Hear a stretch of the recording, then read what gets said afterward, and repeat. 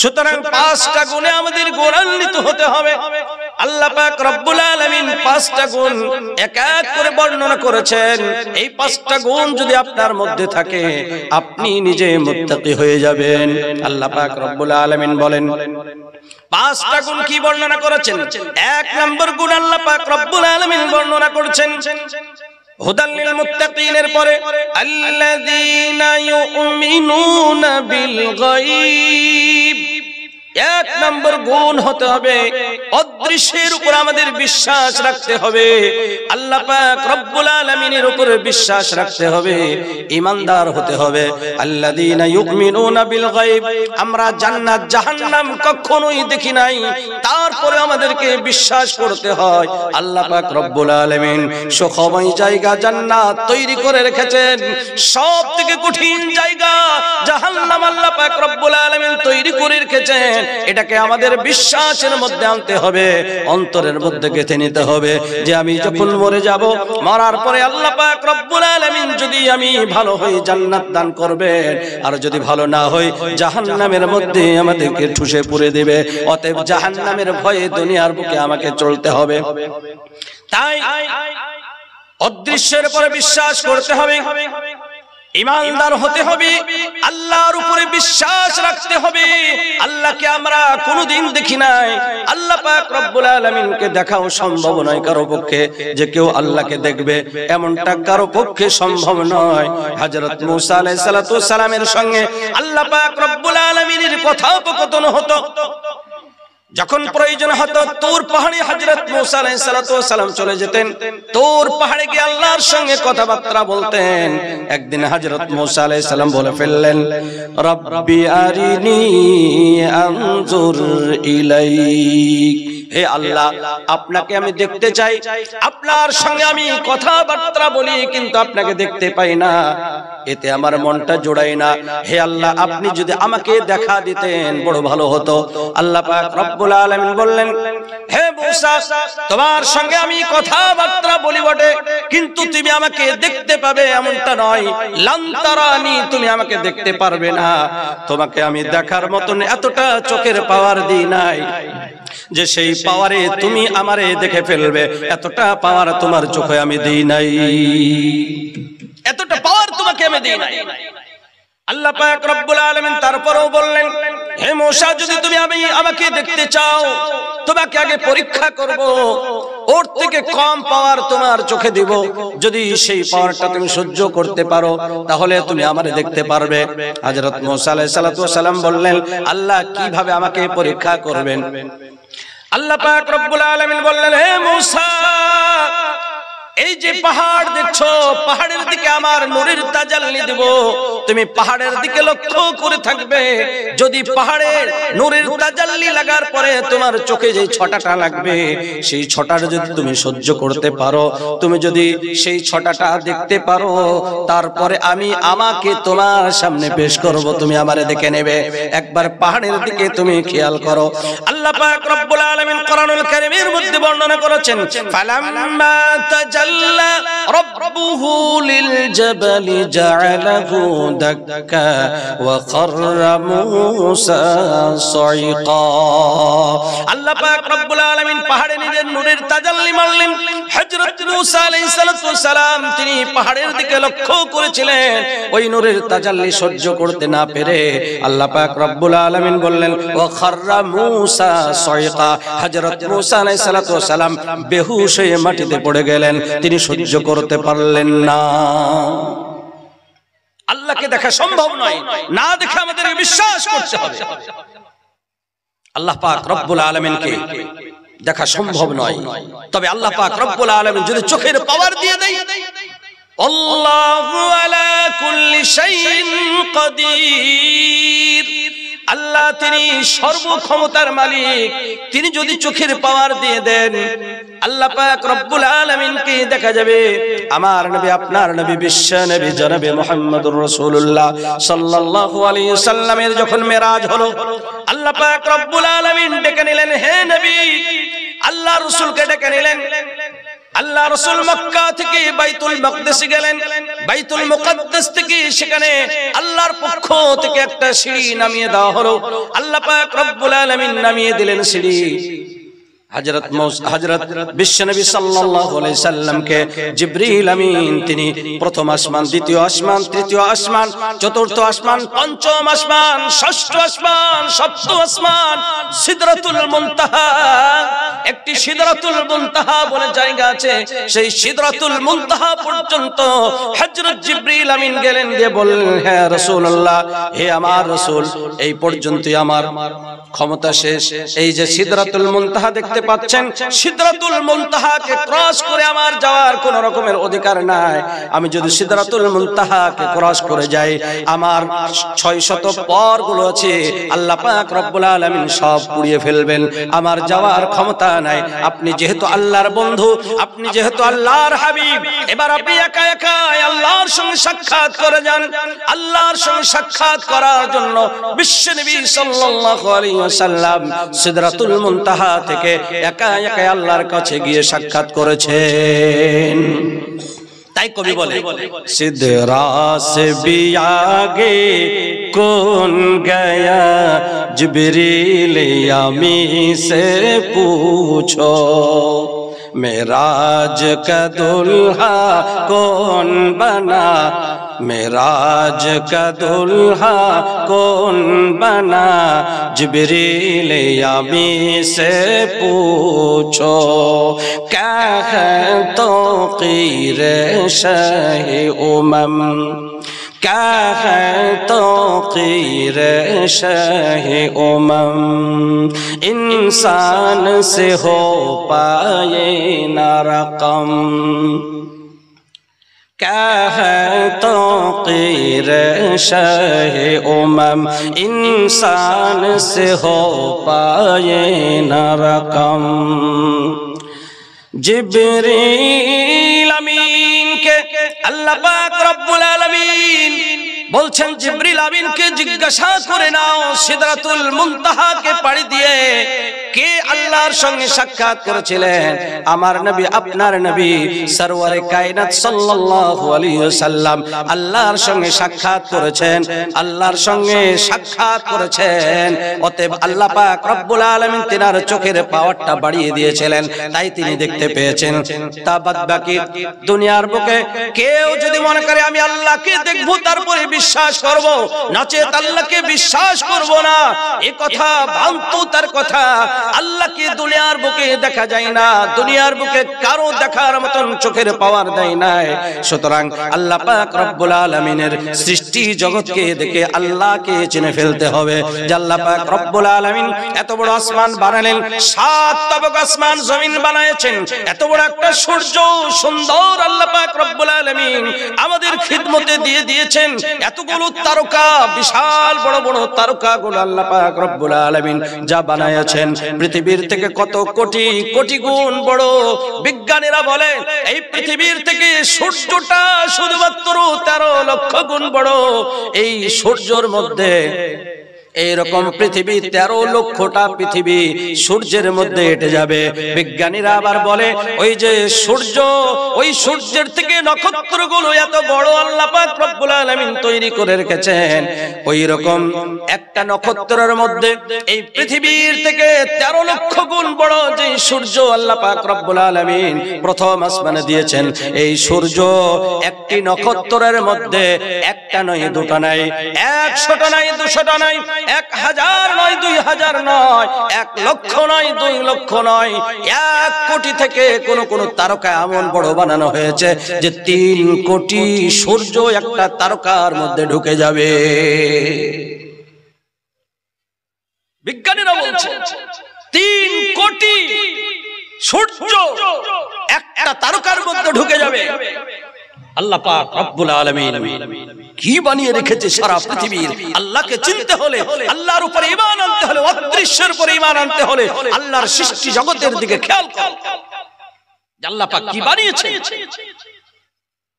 আল্লাহ পাক রব্বুল আলামিন তোমাকে কিভাবে বানিয়েছে?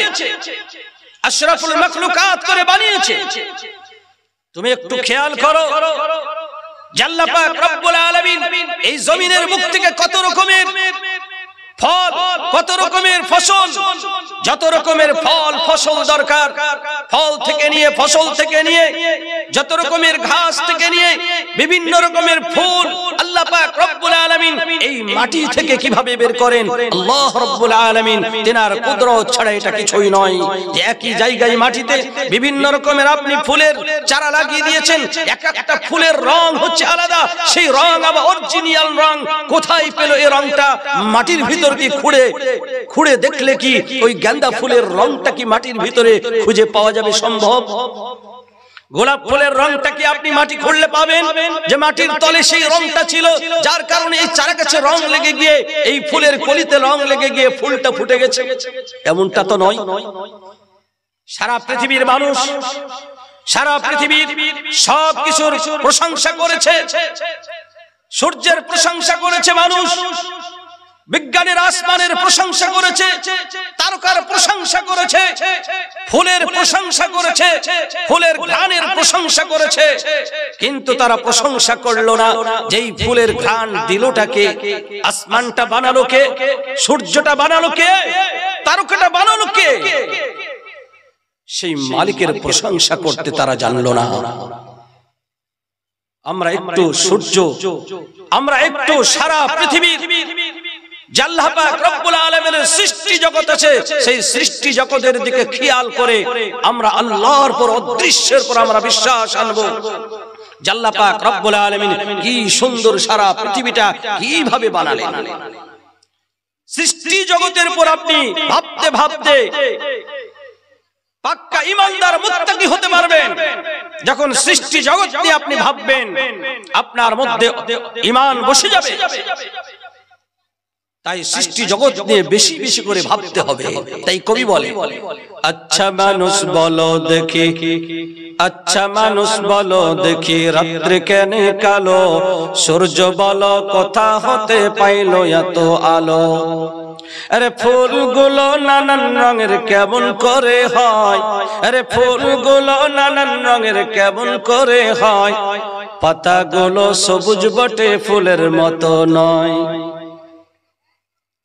দুধ কেন এত সাদা, মরিচ কেন ঝাল, আরে দুধ কেন এত সাদা, মরিচ কেন ঝাল, আবার আমগুলো পাকলে বলো কেমনে হয় তালাল। পশু পক্ষী কয় না কথা, মানুষ কেন কয়, আরে পশু পক্ষী কয় না কথা, মানুষ কেন কয়। আল্লাহ পাক রব্বুল আলামিন মানুষ কেন কয় এটা আমাদেরকে ভাবতে হবে। তাই কবি বলছে, পশু পক্ষী কয় না কে তো মানুষ কেন কয়, বলো বলো সব মানুষ এসব গুলো কেমন করে হয়। ভাবি সবই, ভাবি সবই এসব গুলো মহান প্রভুর দান, নত শিরে সিজদা করো হে মুসলমান। আরে ডিমগুলো একই রঙের পার্থক্য নাই মোটে, ডিমগুলো আলাদা আলাদা হয় নাকি? আরে ডিমগুলো একই রঙের পার্থক্য নাই মোটে, তবে সাদা কালো বাচ্চাগুলো কেমন করে ফোটে। আমরা সবাই বাস করি এই পৃথিবীর অঙ্গে, আমরা সবাই বাস করি এই পৃথিবীর অঙ্গে, হাতের লেখা মুখের চারা মিলে না কারোর সঙ্গে, আর মিলে না কলমের সয়, আর মিলে না কলমের সয়, 5 আঙ্গুলের টিপ, প্রমাণ হলো মহান আল্লাহ আছেন একজন ঠিক। নারে তাকবীর। সে আল্লাহ পাক রব্বুল আলামিনকে না দেখে বিশ্বাস করতে হবে। আল্লাহ পাক রব্বুল আলামিনকে কোনোদিন দেখা যায় না, এই চর্মচোখে দেখার মতো আমাদের আল্লাহ পাক রব্বুল আলামিন দেয় নাই। সৃষ্টি জগৎকে দেখে আল্লাহ পাক রব্বুল আলামিনকে চিনে ফেলতে হবে। তাই আল্লাহ পাক রব্বুল আলামিন মুত্তাকিনদের গুণ বর্ণনা করতে গিয়ে বলেছেন, প্রথম নম্বরে এ গুণ থাকতে হবে, আল্লাযীনা ইউমিনুনা বিল গায়ব, অদৃশ্যের উপর বিশ্বাস রাখতে হবে। আল্লাহ বলে একজন আছে, সারা পৃথিবীকে কন্ট্রোল করছেন, তিনি নিয়ন্ত্রণ করছেন। আল্লাহ পাক রব্বুল আলামিনের ইশারা ছাড়া কোনো কিছু হতে পারে না। ইদাব্বিরুল আমরা মিনাস সামাই ইলাল আরদ, আসমান জমিনের মধ্যে যা কিছু হয় আল্লাহ পাক রব্বুল আলামিনের ইশারাতেই সব কিছু হয়। সুতরাং সে আল্লাহর প্রতি বিশ্বাস আমাদেরকে অন্তরের মধ্যে গাঢ় করতে হবে, আমাদের অন্তরের মধ্যে বিশ্বাসকে আনতে হবে। তাই আল্লাহ পাক রব্বুল আলামিন বলছেন আল্লাযীনা ইউমিনুনা বিল গায়ব, নবীর প্রতি বিশ্বাস রাখতে হবে। বিশ্বনবী সাল্লাল্লাহু আলাইহি ওয়াসাল্লাম তিনি আমাদের নবী ছিলেন, শেষ নবী, খাতামুন নবীন। তিনার পরে আর কোন নবী আসবেন না, কিয়ামত পর্যন্ত তিনার বিধানগুলো চলতে থাকবে। নবীর উপরে আমাদের বিশ্বাস রাখতে হবে যে তিনি খাতামুন নবীন। আল্লাহ পাক রব্বুল আলামিনের উপর বিশ্বাস হলো, নবীর উপরে বিশ্বাস হলো, ফেরেশতাদের উপর বিশ্বাস রাখতে হবে। আল্লাহ পাক রব্বুল আলামিন যে সমস্ত জিনিসগুলোর উপর বিশ্বাসের কথা বলেছেন সেই সমস্ত জিনিসগুলোর উপর বিশ্বাস রাখতে হবে, অদৃশ্যের উপর বিশ্বাস রাখতে হবে। তবে মুত্তাকিনদের মধ্যে এক নম্বর গুণ তার মধ্যে আসবে। আল্লাহ পাক রব্বুল আলামিন দুই নম্বর গুণ বলছেন ওয়া ইউকিমুনাস সালাহ। দুই নম্বর গুণ মুত্তাকিনদের জন্য নামাজ কায়েম করবে, নামাজ প্রতিষ্ঠিত করবে। নামাজ প্রতিষ্ঠিত কারে বলে আমরা জানি না। নামাজ প্রতিষ্ঠিত মানে মনে করি আমরা নামাজ পড়লেই হয়ে যাবে, না না, নামাজ প্রতিষ্ঠিত তখন হবে যখন জামাতের সঙ্গে আপনি পাবন্দের সঙ্গে নামাজ পড়বেন। কেউ যদি বাড়িতে নামাজ পড়ে, শুধু বাড়িতেই নামাজ পড়ে, মসজিদে যায় না, জামাতের সঙ্গে নামাজ পড়ে না, সে নামাজ প্রতিষ্ঠিত করলো না। আল্লাহ পাক রব্বুল আলামিন যে প্রতিষ্ঠিতের কথা বলেছেন, প্রতিষ্ঠিত তখনই হবে যখন নামাজ জামাতের সঙ্গে পুরুষেরা গিয়ে পড়বে, তখন হবে তাদের জন্য প্রতিষ্ঠিত। সুতরাং আমাদেরকে নামাজের পাবন্দী হতে হবে। আল্লাহ পাক রব্বুল আলামিন বলছেন মুত্তাকি বান্দা হতে হলে নামাজ আমাদেরকে পড়তে হবে। বিশ্বনবী সাল্লাল্লাহু আলাইহি ওয়াসাল্লাম নামাজের এত গুরুত্ব দান করেছেন, এত গুরুত্ব বর্ণনা করেছেন। একদিন আমার হাবিব সাল্লাল্লাহু আলাইহি ওয়াসাল্লাম বললেন, ওগো আমার সাহাবা, আমার মনে হয় যারা আযানের পরেও মসজিদে আসে না, কতবার তাদেরকে মসজিদে থেকে আযান দিয়ে ডাকা হয়, বারবার তাদেরকে মসজিদ থেকে এসো নামাজের জন্য ডাকা হয়। ডাকে না? মুয়াজ্জিন ডাকে, হাইয়া আলাস সালাহ, এসো নামাজের জন্য, হাইয়া আলাস সালাহ,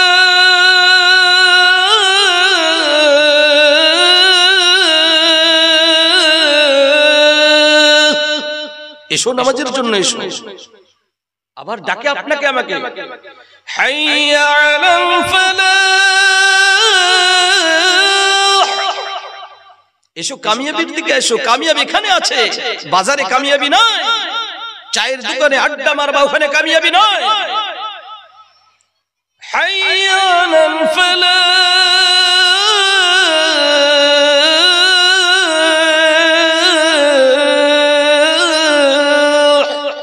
এসো কামিয়াবির দিকে। আল্লাহ পাক কত বড় অনুগ্রহ করেছে। আমরা যখন শুয়ে থাকি, ঘুমান্ত অবস্থায় থাকি, আরেকটা শব্দ বাড়িয়ে দিতে বলেছে হযরত আপনার বিলাল রাদিয়াল্লাহু তাআলা আনহুকে বললেন যে বিলাল আরেকটা শব্দ বাড়িয়ে দাও। আল্লাহ রাসূল সাল্লাল্লাহু আলাইহি ওয়াসাল্লাম একদিন ফজরের সুন্নাত পড়ে আরাম করতেন। আল্লাহ রাসূলের এটা নিয়ম ছিল যে ফজরের সুন্নাত পড়ে একটু আরাম করতেন, তারপরে গিয়ে ফরজটা পড়াতেন। তো আল্লাহ রাসূল সাল্লাল্লাহু আলাইহি ওয়াসাল্লাম ফজরের সুন্নাতটা পড়ে একটু বিশ্রাম করেছেন। এদিকে হযরত বিলাল এসে খাড়া। হযরত বিলাল বলছে আমার নবীকে ডাকবো কি করে? তারা এত সম্মান করতো আল্লাহ রাসূল সাল্লাল্লাহু আলাইহি ওয়াসাল্লামকে, কিভাবে আমি সম্বোধন করব আল্লাহ রাসূলকে? একজন বড় মানুষকে সম্বোধন করতে গেলে আমরা আমাদের সাধারণ আম পাবলিক ভাইদেরকে কখনো কখনো দেখি যে আলেমদেরকে এত সম্মান করে। সত্যি আল্লাহ পাক রব্বুল আলামিন তাদের হিদায়াত করুন, তাদেরকে ক্ষমা করে দিন যে কিভাবে কথা বলবো সে খুঁজে পাই না, কিভাবে ডাকবো খুঁজে পাই না। তাহলে হযরত বিলাল আল্লাহ রাসূল সাল্লাল্লাহু আলাইহি সাল্লামকে সম্মান কিভাবে সম্বোধন করে ডাকবেন যে ইয়া রাসূল নামাজের সময় হয়ে গেছে, এই কথা বলবো তো বেয়াদবি হবে। তিনি ভাবছেন হযরত বিলাল সেখানে গিয়ে কি বলে বলবো। হযরত বিলালের জেহেনের মধ্যে কথা আসলো, আমি ওইভাবে ডাকবো না আল্লাহ রসুলকে যে হে রসুল নামাজের সময় হয়ে গিয়েছে, এইভাবে আমি ডাকবো না। কেননা আল্লাহ রসুলকে যদি সামনে সামনে হে রসুল বলে ডাকি তাহলে হয়তো বেয়াদবি হয়ে যেতে পারে। হযরত বিলাল ওইভাবে না ডেকে একটা শব্দ ব্যবহার করলেন। হযরত বিলাল কি বললেন?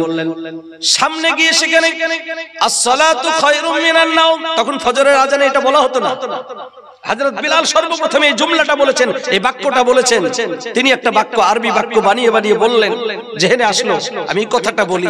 হযরত বিলাল বললেন পাশে গিয়ে আসসালাতু খায়রুম মিনান নাওম, নামাজ ঘুমের চেয়ে উত্তম।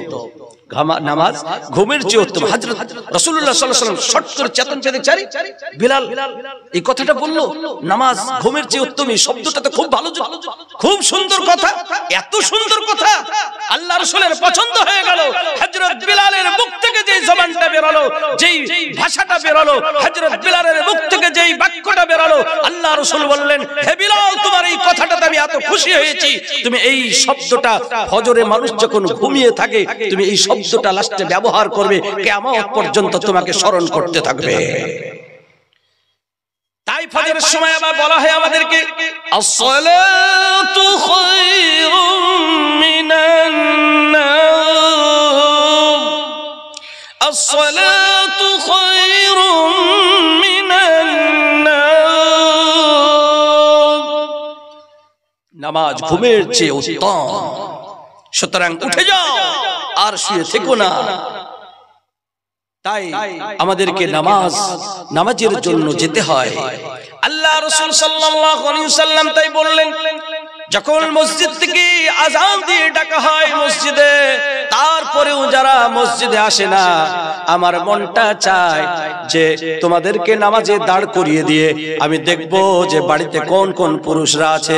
যেই বাড়িতে পুরুষরা থাকবে সেই বাড়িটাকে আমি আগুন দিয়ে জ্বালানোর জন্য আমার মনটা চায় যে আমি আগুন দিয়ে জ্বালিয়ে দেব। কিন্তু সেখানে তো অনেক মহিলা থাকে, সেখানে শিশু বাচ্চারা থাকে, কচিকাচারা থাকে, যার জন্য আমি এই হুকুমটা তোমাদেরকে দিতে পারলাম না যে তাদের বাড়িতে আগুন ধরিয়ে দাও। কিন্তু আল্লাহ পাক রব্বুল আলামিনের রাসূল সাল্লাল্লাহু আলাইহি ওয়াসাল্লাম কতটা মনক্ষুণ্ণ হলে, কতটা বিরক্তি ভাব আসলে কথা বলতে পারে। যারা মসজিদে আজান হয়ে যাওয়ার পরও বাড়িতে থেকে গেল, তাদের প্রতি আল্লাহ রাসূলের কতটা গুসা, কতটা নারাজগি, অসন্তুষ্ট হতে পারে একটু আমরা ভেবে দেখব। একটু ভেবে দেখব যে কতটা অসন্তুষ্টি হলে কথাটা বলতে পারে আল্লাহ রাসূল সাল্লাল্লাহু আলাইহি ওয়াসাল্লাম। সুতরাং নামাজ আমাদেরকে পড়তেই হবে।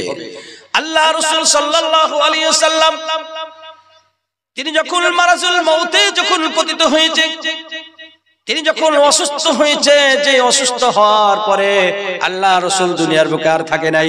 ওই অসুস্থ ধারাবাহিকভাবে অসুস্থ 17 দিন থাকার পরে আল্লাহ রাসূল সাল্লাল্লাহু আলাইহি ওয়াসাল্লাম সেই অসুস্থর পরে দুনিয়া থেকে বিদায় নিয়েছেন। আল্লাহ রাসূল যখন অসুস্থ হয়ে গেলেন, সাহাবায়ে কেরামরা ইশার সময় মসজিদে এসে সবাই দাঁড়িয়ে আছে। রাসূলুল্লাহ সাল্লাল্লাহু আলাইহি ওয়াসাল্লাম আসবেন, তিনার পিছনে নামাজ পড়ব সবাই অপেক্ষা করেছেন।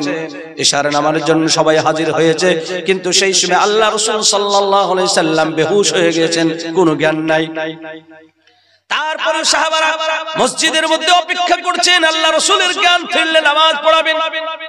এইভাবে করতে করতে কিছুটা রাত্রি হয়ে গিয়েছে। কিছু কিছু সাহাবার ঢোলন চলে এসেছে, ঘুম চলে আসছে।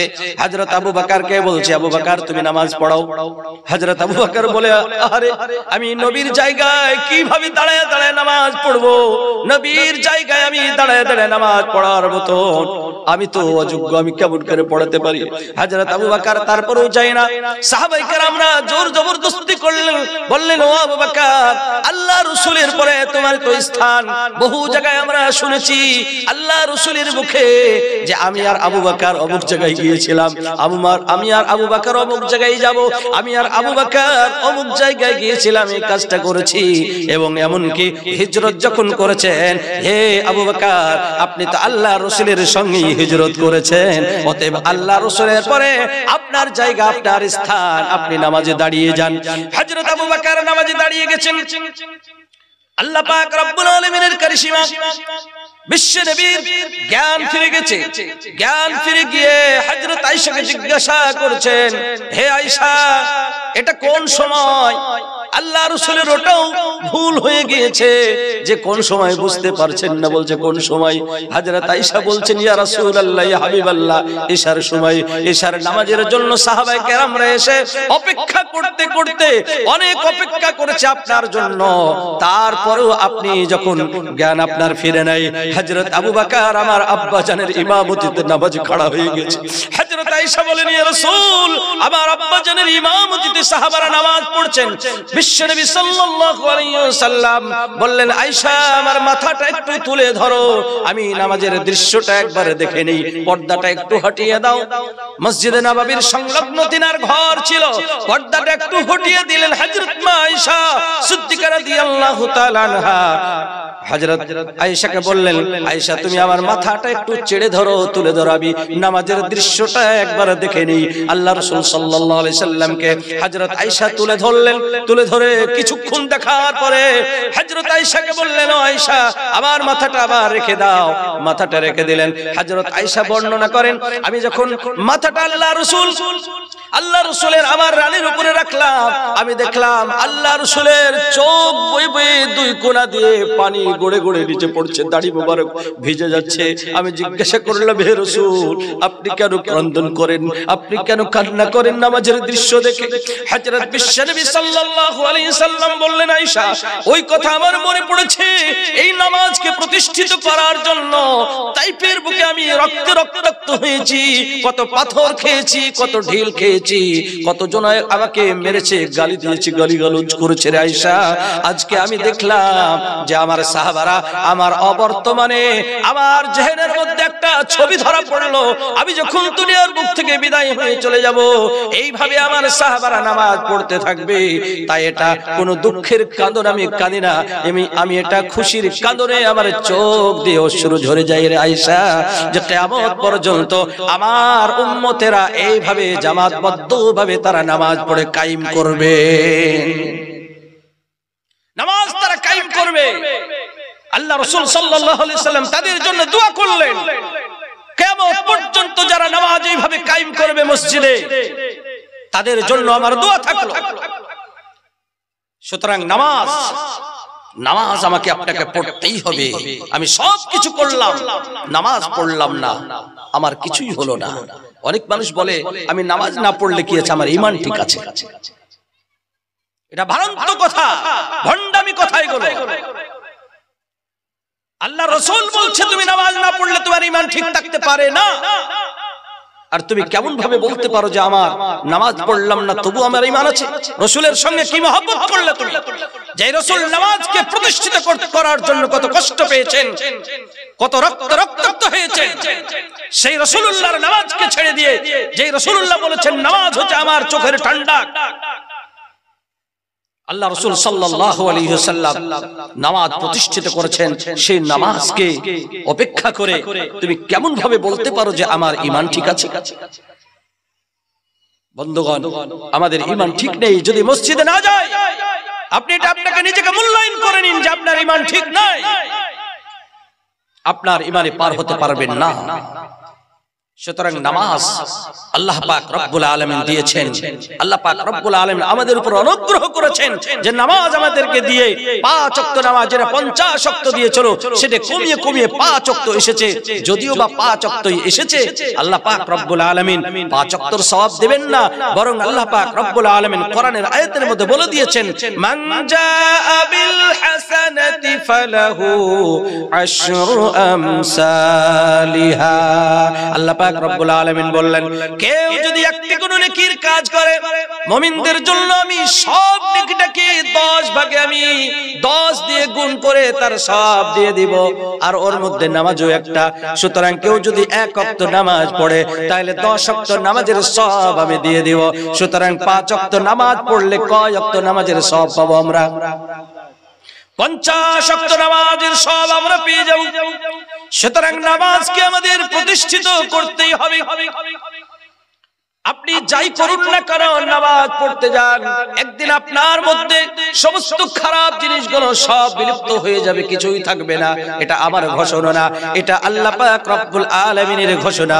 আল্লাহ পাক রব্বুল আলামিন বলেছেন, ইন্নাস সালাতা তানহা আনিল ফাহশাই ওয়াল মুনকার। আল্লাহ পাক রব্বুল আলামিন বলে দিলেন, যারা নামাজ পড়বে এই নামাজ তাকে সমস্ত অশ্লীলতা থেকে, সমস্ত বেহায়াই কাজ থেকে সবে দূরে রাখবে তাকে। সে আস্তে আস্তে সব রকমের বেহায়াইপনা থেকে দূরে থেকে আল্লাহ ওয়ালা হয়ে যাবে, পরেশগার মুত্তাকি বান্দা হয়ে যাবে। কেননা নামাজটা আল্লাহ পাক রব্বুল আলামিন এমন করেছেন যে নামাজের মাধ্যম দিয়ে আল্লাহর সঙ্গে মেরাজ হয়ে যায়। as-salatu mirajul mu'minin। রাসূলুল্লাহ সাল্লাল্লাহু আলাইহি ওয়াসাল্লাম বললেন যে নামাজ হচ্ছে মুমিনদের জন্য মেরাজ, আল্লাহর সঙ্গে সাক্ষাৎ হয়, আল্লাহর সঙ্গে কথাবার্তা হয়। কোরআনের যে আয়াতগুলো আপনি পড়বেন এগুলো কার বলা? আল্লাহর বলা, আল্লাহর বাক্য, আল্লাহর তৈরি বাক্য।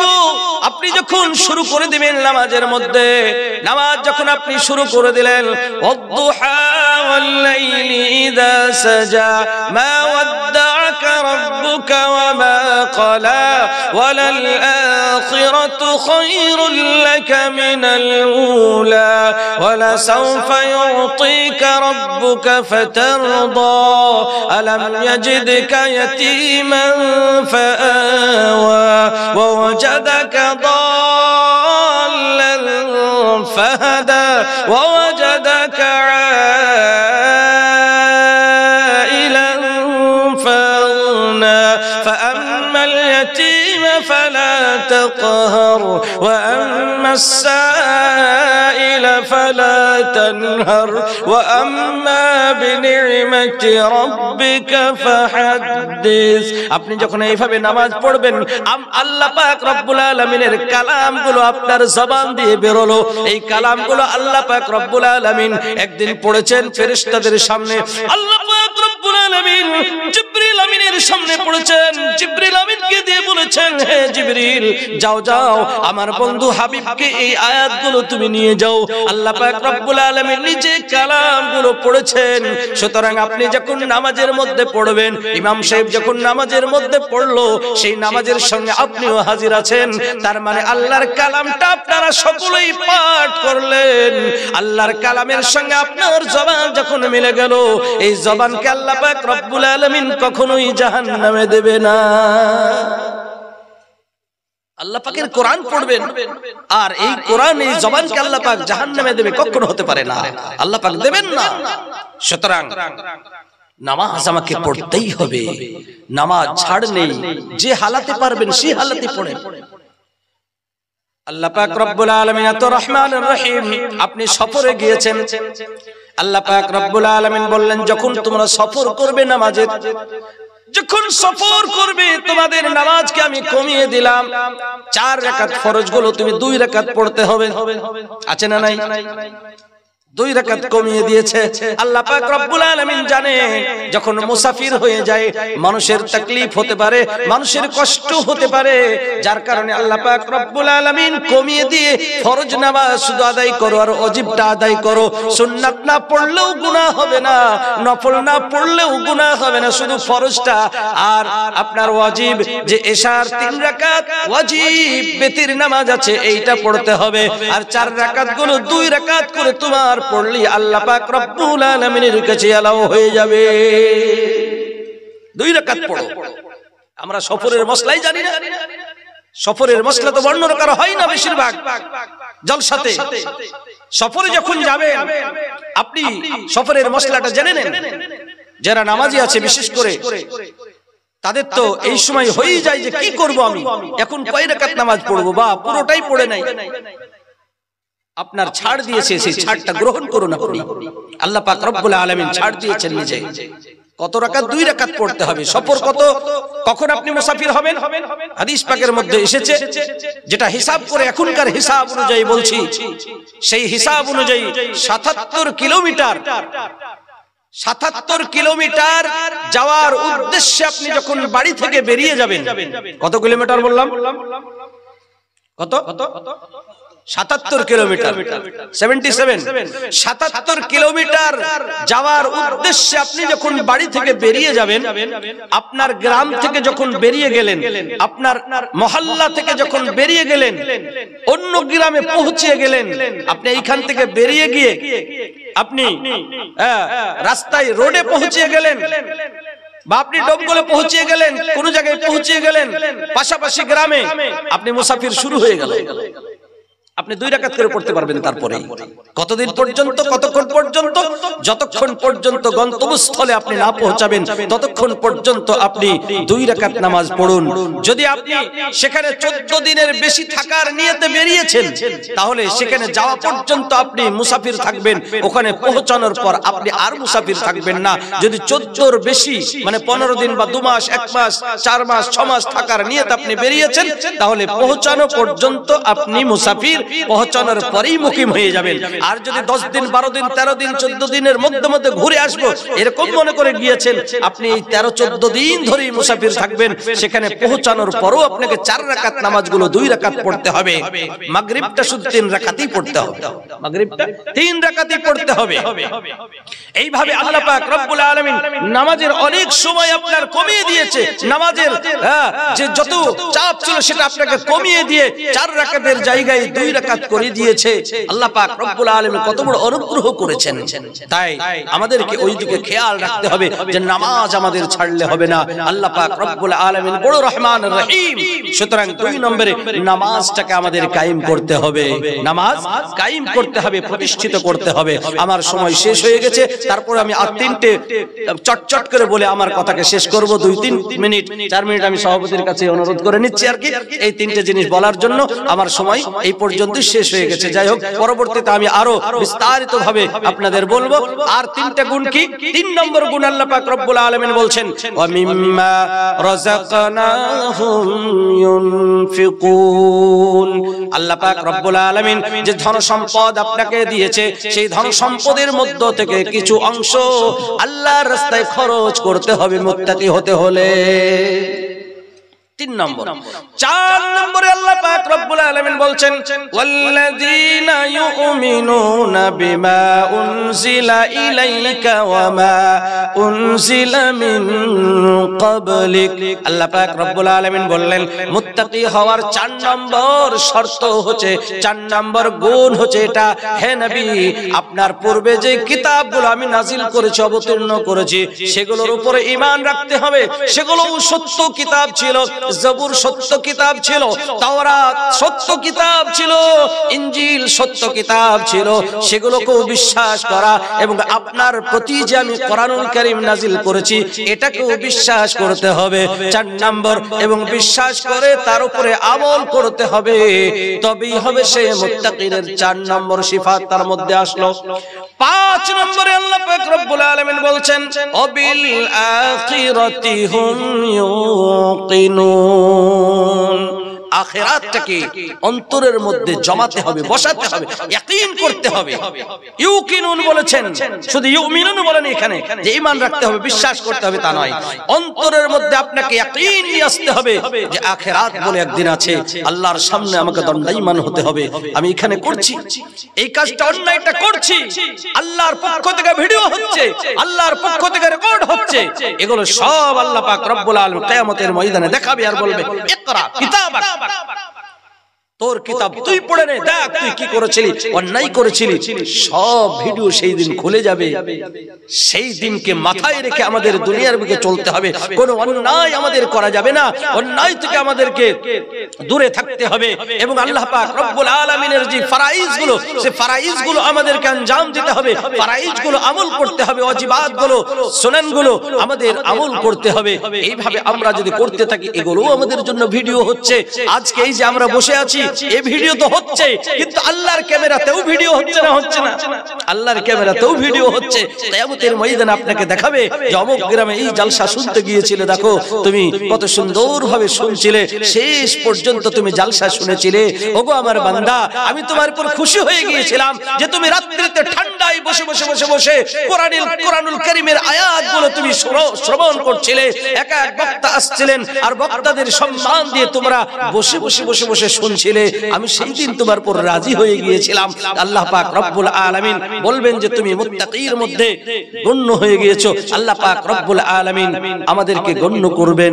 তাই আমরা এই পাঁচটা জিনিস আমাদের দুনিয়ার বুকে বাস্তবায়িত করব আমার জীবনে। পাঁচটা জিনিস কি বললাম আমি চটচট করে বলি, আমার বক্তব্য শেষ। এক নম্বর হচ্ছে ঈমান বিল গায়ব, আল্লাহর প্রতি অদৃশ্যের প্রতি ঈমান রাখতে হবে।